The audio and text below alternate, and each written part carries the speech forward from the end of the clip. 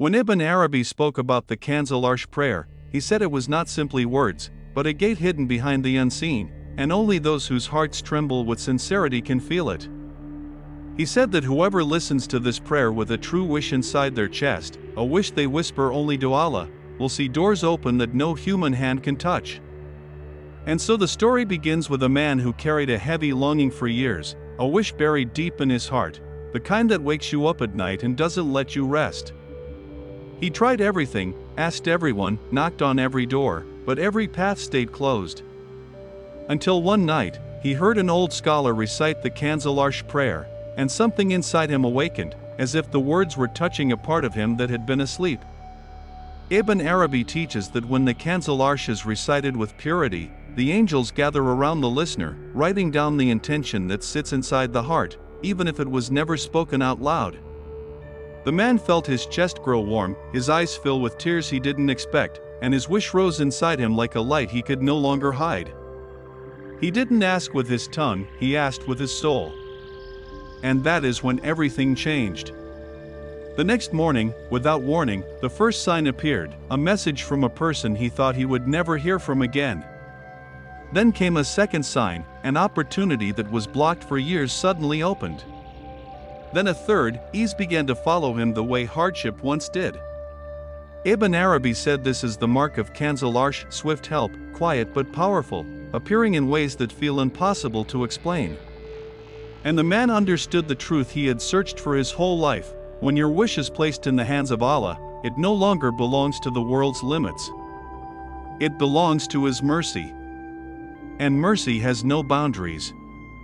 When the night fell silent, Ibn Arabi said that there are prayers sent not from the tongue, but from the deepest chamber of the soul, and Kanzul Arsh is one of them, a prayer so heavy with heavenly meaning that when a person listens to it with a sincere wish inside their heart, the angels gather around them the way thirsty travelers gather around water in the desert, for this is not a prayer of words but a prayer of surrender, and the moment you open your heart to it, Allah opens something in.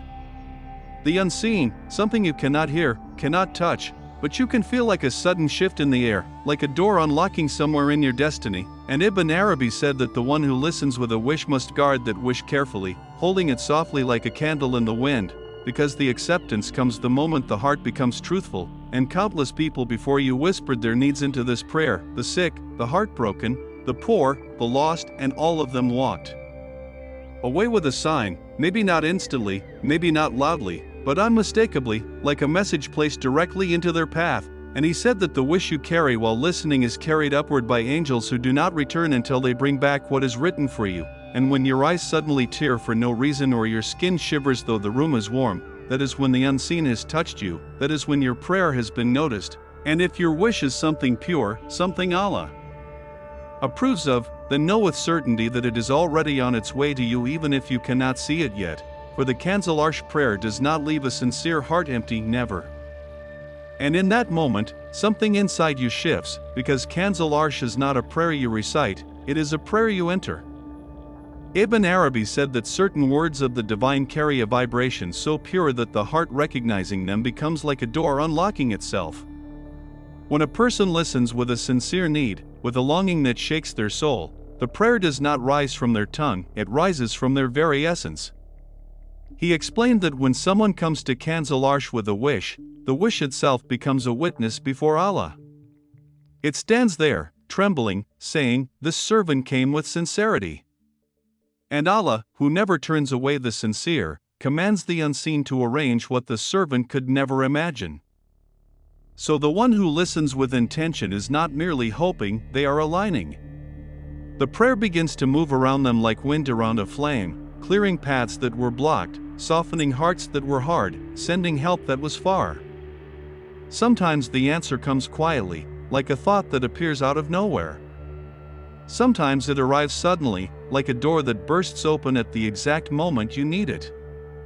And as Ibn Arabi said, the divine never delays, he prepares. The wish is granted the moment it becomes worthy, the moment the heart becomes receptive. Kanzul Arsh is the bridge between longing and destiny. The servant listens, and the heavens respond. And when he finally revealed the secret, Ibn Arabi said this: Some du'as are not answered through your tongue, they are answered through the state of your heart when you hear them. Kanzul Arsh is one of them. Its words carry a weight that bends the unseen, a rhythm that makes the heavens attentive, a fragrance that travels straight to the throne. That's why the one who listens with a wish isn't just hearing a prayer, they're aligning their soul with the exact frequency where acceptance begins. He explained that when a believer listens with sincerity, a subtle shift happens, their chest softens, their thoughts quiet, and the heart begins to vibrate with the remembrance of Allah. In that moment, the angels draw near, not because of the voice reciting the dua, but because of the intention rising from your heart. The angels carry that intention upward, and nothing in the heavens blocks what is carried with purity. Many people recited Kanzul Arsh, but only those who listened with yearning witnessed the promise. One man seeking healing felt his body lighten after years of pain. A woman drowning in debt saw doors open she never imagined. A traveler lost between decisions found clarity as if the fog had been lifted from his path. Ibn Arabi said, "Your wish is granted the moment your heart submits completely, the moment you stop doubting the one who has never failed you." So when you listen to Kanzul Arsh, don't listen with impatience or fear. Listen with trust. Listen the way a thirsty soul drinks the first drop of water. Listen as if Allah Himself is answering you through each word. Because sometimes He does not change your life by giving you what you ask, He changes you, and then everything you ask becomes possible. And in that moment, the air around him shifted, not loudly, not dramatically, but with the quiet certainty of something divine stepping closer. Ibn Arabi taught that the Kanzul Arsh prayer is not merely recited with the tongue, it is heard by the soul, and when a soul listens with a true wish, that wish rises toward Allah with a purity that cannot be denied. So when the seeker finished listening, he didn't speak. He didn't rush. He simply let his wish rest in his heart, the way Ibn Arabi instructed, hold the prayer inside you like a lamp, not like a demand. And before the end of that very night, a sign came. Not the fulfillment of the wish itself, but the opening of the path toward it. Because Allah doesn't just drop blessings into your hands, He guides your steps toward them. The next day, doors that had been locked for months began opening. A message from someone he thought had forgotten him. A solution to a problem he believed was impossible. A softness in his chest that replaced the heaviness he carried for years. That's how Kanzul Arsh works. Not by magic, but by awakening a part of the soul that had been silent. A part that Allah Himself responds to immediately when it calls. The seeker realized something Ibn Arabi always repeated. When your wish is sincere, Allah sends the world to meet it. And as he walked forward, he no longer wondered if his wish would come true. Only when. And so, as the night deepened and the last echoes of the Kanzul Arsh prayer settled into the silence, Ibn Arabi looked at his students with a softness that felt almost otherworldly. "You have heard the words," he said, "but now you must understand their secret." He placed his hand over his heart. This prayer is not a key because of its sound, it is a key because of the sincerity it demands. He explained that every person who approaches Kanzul Arsh with a wish is actually approaching with a wound, a longing. A fear, a hidden emptiness that only Allah truly sees. And Allah, he said, does not answer the words. He answers the heart behind them. The group fell silent as he continued, "When a servant listens to this prayer with true intention, they are not simply hoping, they are surrendering. And when surrender is real, when trust replaces desperation, then the door opens, not by force, but by mercy."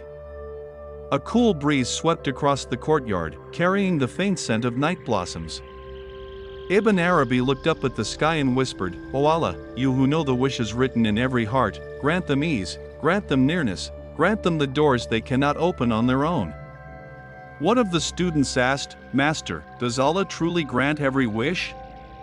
Ibn Arabi smiled gently. "Every wish?" he repeated. "No.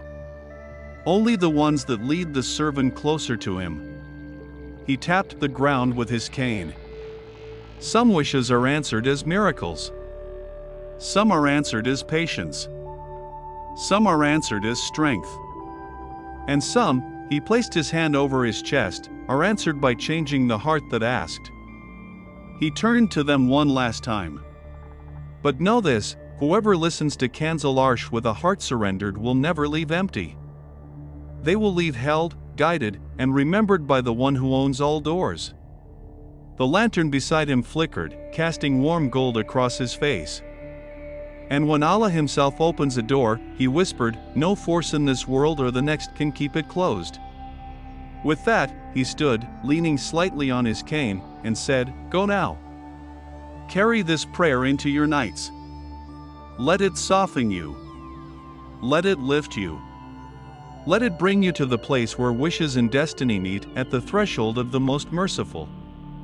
And as they dispersed into the quiet glow of the courtyard, each student felt it, a subtle, indescribable warmth settling into their hearts. Not a miracle they could see, but a certainty they could feel. The kind of certainty that whispered, if Allah opens the door for you, it will never close.